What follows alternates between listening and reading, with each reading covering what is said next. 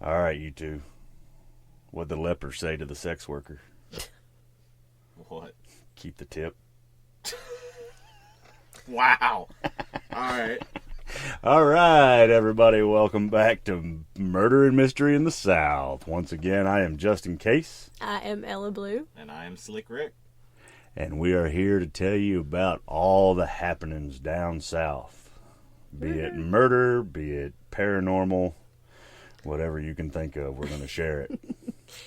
I have scrounged and scrounged trying to find some good stories for us, so.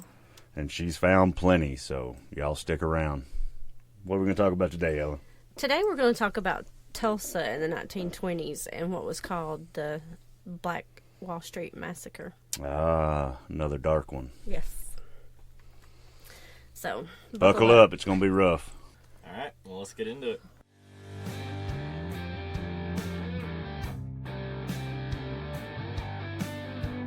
Okay.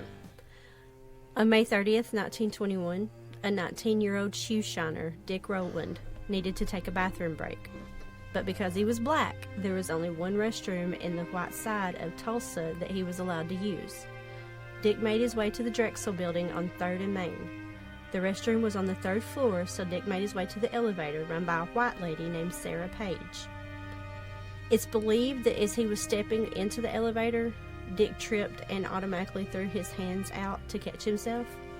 Dick's hand caught Sarah's dress and tore it. Obviously, this scared Sarah, and she screamed. This scared Dick enough that he ran. A white store owner heard Sarah scream, and he called the police, telling them Dick had attacked her. The police arrested Dick the next day. It's 1921. Yes. The Tulsa Tribune put the report on the front page with the headline, "Nabbed Negro for Attacking Girl in an Elevator." And this was the event that led up to the Tulsa Massacre. Back then, nobody asked questions. Exactly. Early 1921, Tulsa was considered a modern city. It wasn't. I guess at the time. It had a population of more than 100,000, although it was highly segregated. Most of the city's 10,000 African American residents lived in what is called the Greenwood District.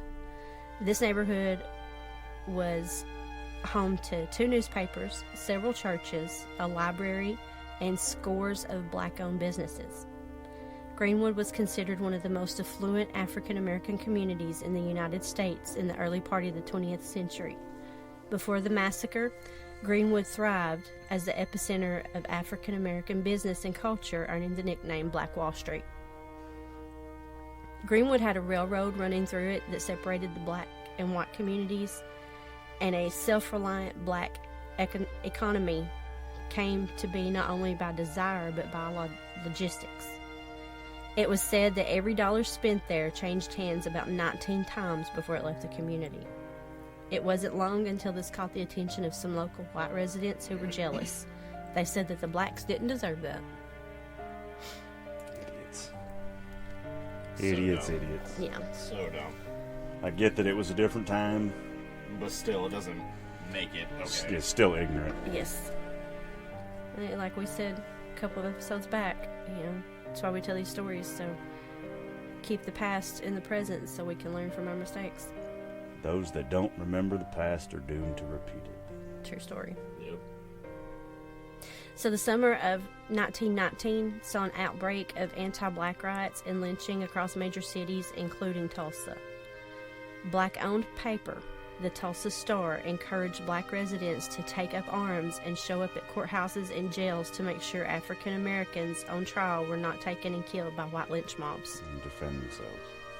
Those lynch mobs were not only going after African Americans, though. August 1920 saw the lynching of a white teenager who was accused of murder. Newspaper reported little was done by the police to protect him. It's just the mob mentality. They were in a frenzy. The day after the incident with Rowland and Page, the Tulsa Tribune, the city's afternoon daily newspaper, reported that Rowland, who had been picked up by police, had attempted to rape Page. Oh, good Lord. Moreover, according to eyewitnesses, the Tribune also published a no a now lost editorial about the incident titled, "To Lynch Negro Tonight." By early evening, there was, once again, lynch talk on the streets of Tulsa. Talk soon turned to action. By 7:30 p.m., hundreds of whites had gathered outside the Tulsa County Courthouse, demanding that the authorities hand over Dick Rowland, but the sheriff refused. Good for him. Yeah. At about 9, after reports of the dire conditions downtown reached Greenwood, a group of approximately 25 armed African-American men, many of them World War I veterans, went down to the courthouse and offered their services to the authorities to help protect Rowland. The sheriff, however, turned them down, and the men returned to Greenwood. Stunned and then enraged, members of the white mob then tried to break into the National Guard armory, but were turned away by a handful of local guardsmen. At about 10 p.m., a false rumor hit Greenwood that whites were storming the courthouse. This time, a second contingent of African-American men, perhaps 75 in number, went back to the courthouse and offered their services to the authorities. You can see the tension. Building. Yeah, it's just building and getting worse and worse. Right. But once again, they were turned down. As they were leaving, a white man tried to disarm a black veteran, and a shot was fired. This is when the riot began. That's when it started. After- Everybody was primed. It was a powder keg at that point. Exactly. Yeah, absolutely. After shots were fired and chaos broke out, the outnumbered group of black men retreated to Greenwood. Over the next several hours, groups of white Tulsans, some of whom were deputized and given weapons by city officials, committed numerous acts of violence against black people, including shooting an unarmed man in a movie theater. The false belief that a large-scale insurrection among black Tulsans was underway, including reinforcements from nearby towns and cities with large African-American populations, fueled the growing hysteria. Yeah, the rumor mill was just churning it out as fast as they could. As dawn broke on June 1st, thousands of white citizens poured into the Greenwood district, looting and burning homes and businesses over an area of 35 city blocks. That's why mobs are so dangerous. Yeah. Yeah. There's no logic anymore. No. Everybody is just feeding off each other. Firefighters who arrived to help put out fires later testified that rioters had threatened them with guns and forced them to leave. According to a later Red Cross estimate, almost 1,300 houses were burned. 215 others were looted but not torched. 2 newspapers, a school, a library, a hospital, churches, hotels, stores, and many other black-owned businesses were among the buildings destroyed or damaged by fire. For no reason. For no Absolutely reason. no reason. By the time the National Guard arrived, and the governor, who was J.B.A. Robertson, had declared martial law shortly before noon, the riot had effectively ended. Though guardsmen helped put out fires, they also imprisoned many black Tulsans, and by June 2nd, some 6,000 people were under armed guard at the local fairgrounds.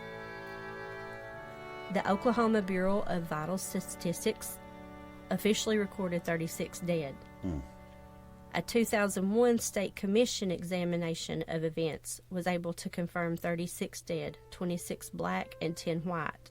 However, historians estimate the death toll may have been as high as 300. Well, still could have been so much worse.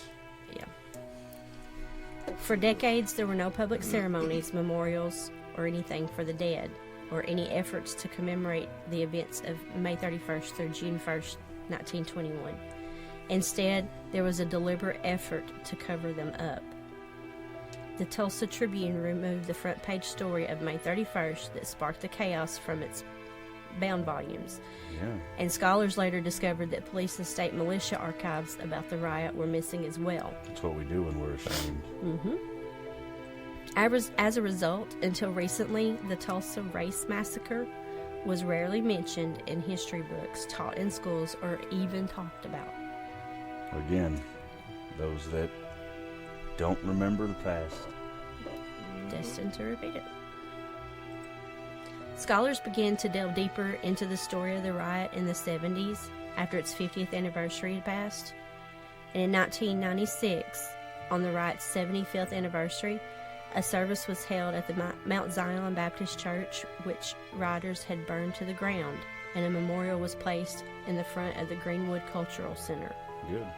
The following year, after an official state government commission was created to investigate the Tulsa race riot, scientists and historians began looking into long-ago stories, including numerous victims buried in unmarked graves. In 2001, the report of the Race Riot Commission concluded that between 100 and 300 people were killed and more than 8,000 people were made homeless over 18 hours in 1921. For absolutely no reason. That's garbage, man. Absolute garbage. Because a man called the police to report that a black boy raped a white girl just because he tripped. Mm-hmm. I mean, if that was I would hate to be that boy. I mean, I'm so graceful. I'd trip over air. I couldn't imagine. Yeah, you can't walk up No. the stairs. But It's ridiculous, man. I can't- Literally one wrong step. yeah, and I can't tell you how and many your times. entire community is on fire. I mean, think about it. The day that I fell backwards in here and about brought you down with me. But that just goes to show the media Oh yes. was able to churn out all this BS. Then everybody got up in arms on both sides. And the next thing you know, you have devastation like this for no reason. Yeah. We've seen the same thing here in recent times.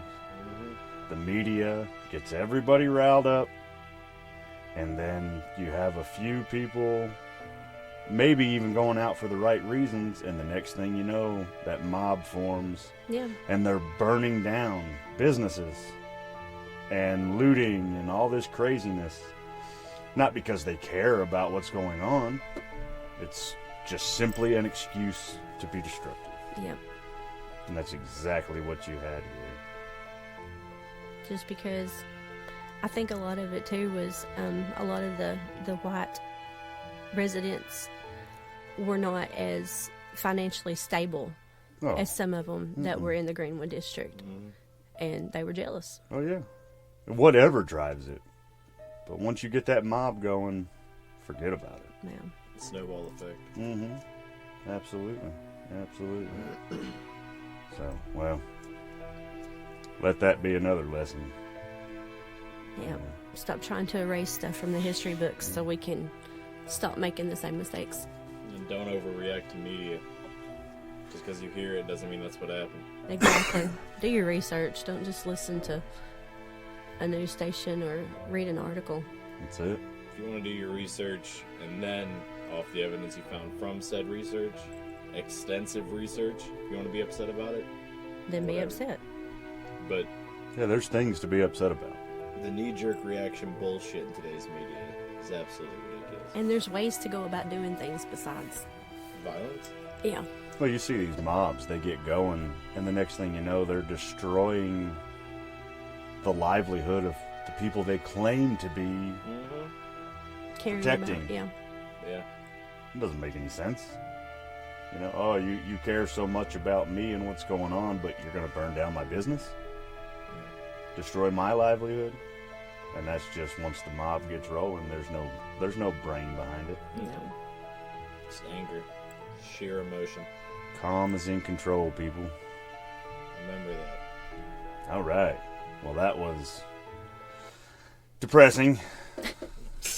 It is depressing, but like I said, I think these stories, they need to be told. They do. They need They to be remembered. Yes. So that we don't repeat the same Absolutely. issues. And you see what's happening as they continue to try to erase history. Mm-hmm. The same stupid crap is rearing its ugly head, and I think it's on purpose. I do too. Mm-hmm. So, all right, that's it. That's enough of that. But dark that one. is solely our opinions, That is. That and you is. are free to have your own.